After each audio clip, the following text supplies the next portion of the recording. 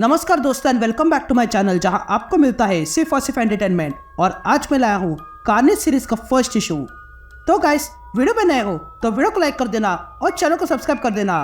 तो यार, ये सीरीज शुरू करने से पहले अगर आपने एक्सट्रीम कार्नेज देखी नहीं है तो वो देख लो, और फिर उसके बाद हाल ही में मैंने अपलोड की हुई कार्नेज फॉरएवर सीरीज देख लेना। तो आपको ये सीरीज काफी अच्छे से समझ में आएगी। एनीवेज, कार्नेज फॉरएवर की सीरीज में आपने देखा था कि कार्नेज उस जेल में घुस गया था जहाँ पर हाइड्रोमैन है और वो वहाँ पर हाइड्रोमैन को टॉर्चर करता है। लेकिन उसके बाद हाइड्रोमैन का क्या हुआ ये हमें इस इशू में पता चल जाएगा। तो अब आगे।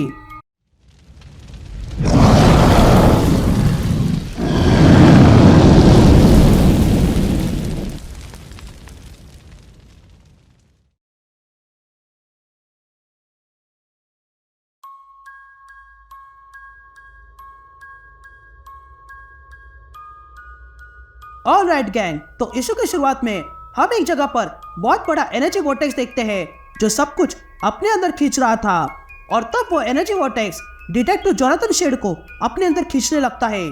और तब कहानी फ्लैशबैक में जाती है जहाँ पर हम डिटेक्टिव जोनाथन शेड को देखते हैं जो किसी मर्डर साइट पे आया था और देखता है कि वहाँ पर किसी ने एक आदमी को बड़े ही बुरी तरीके से मारा था। तब ये देखकर डिटेक्टिव शेड कहता है कि ये वही है, ये आर्टिस्ट है जिसने ये मर्डर किया है। तभी फॉरेंसिक वाले उस बॉडी के पेट को देखने लगते हैं, लेकिन तभी अचानक से उस बॉडी के पेट से बहुत सारे बटरफ्लाइज निकलने लगते हैं। ये देखकर वहां खड़े सारे लोग डर जाते हैं। तभी ये देखकर डिटेक्टिव शेड कहता है कि ये बंदा एक्सिबिनिस्ट है और ये आर्टिस्ट ने लोगों को दिखाने के लिए नहीं किया है।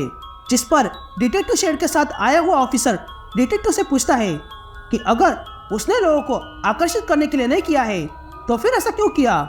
ये कहते ही हम वहां पर ब्लड देखते हैं जिसके अंदर अजीब सा सिंबल बना हुआ था।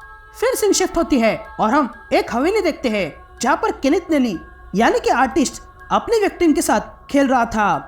तभी आर्टिस्ट अपनी विक्टिम से कहता है कि तुम्हें पता है मेरे बाबा मुर्दाघर में काम करते थे जहां उनका काम मुर्दों को सजाने का था। एक दिन मेरे बाबा मुझे वहां ले गए दिखाने के लिए और तब मैंने उनसे एक सवाल पूछा कि आप इन मरे हुए को क्यों सजाते हो।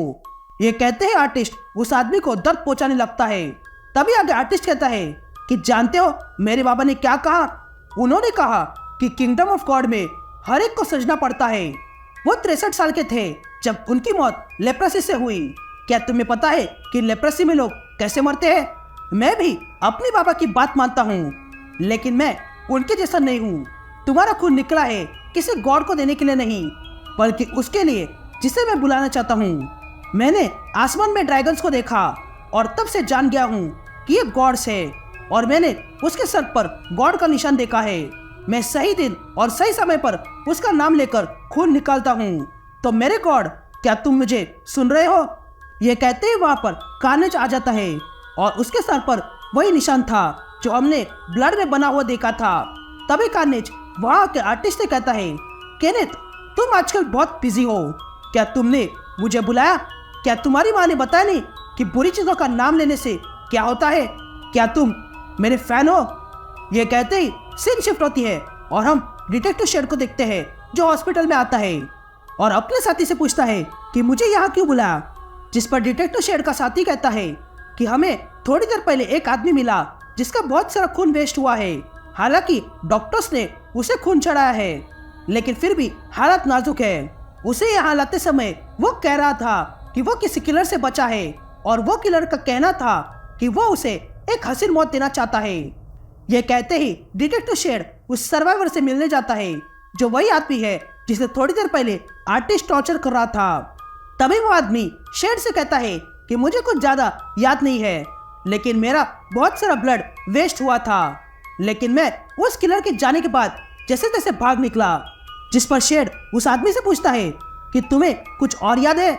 जिस पर वो आदमी शेड से कहता है हाँ, वो अपने पिता के बारे में बता रहा था। उसने कहा कि वो लेप्रेसी से मरे थे। जिस पर डिटेक्टिव उस आदमी से कहता है और कुछ याद है।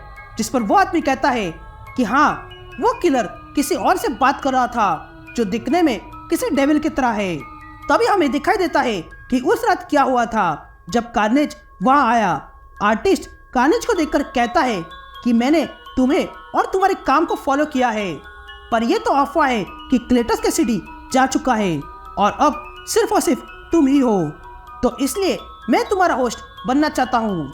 जिस पर कार्नेज आर्टिस्ट से कहता है कि तुम कितने आतुर हो, लेकिन क्लेटस बहुत खास था और अगर वो ना होता तो बहुत कुछ बदल जाता, इसलिए मुझे तुम्हारी ज़रूरत नहीं है। और वैसे भी मेरी बहुत लंबी जर्नी है और मैं क्लेटस को बहुत मिस करता हूँ, लेकिन तुमने मुझ तक पहुँचने के लिए इतनी कारीगरी की है तो मेरा भी हक बनता है तुम्हें अपनी कारीगरी दिखाना। ये कहते ही कार्नेज आर्टिस्ट को हाइड्रोमैन दिखाता है।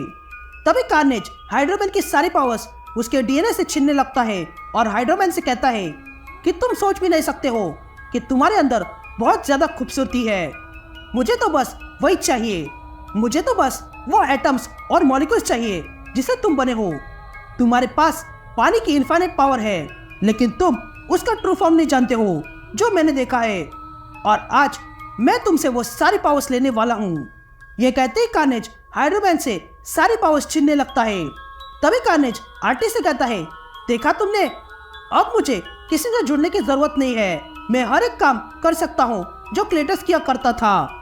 यहाँ डिटेक्टिव शेड पता लगाता है कि आर्टिस्ट का नाम किरिथ है और वो किसी को फॉलो कर रहा है और वो इस समय एक इंडस्ट्रियल सेक्टर में है।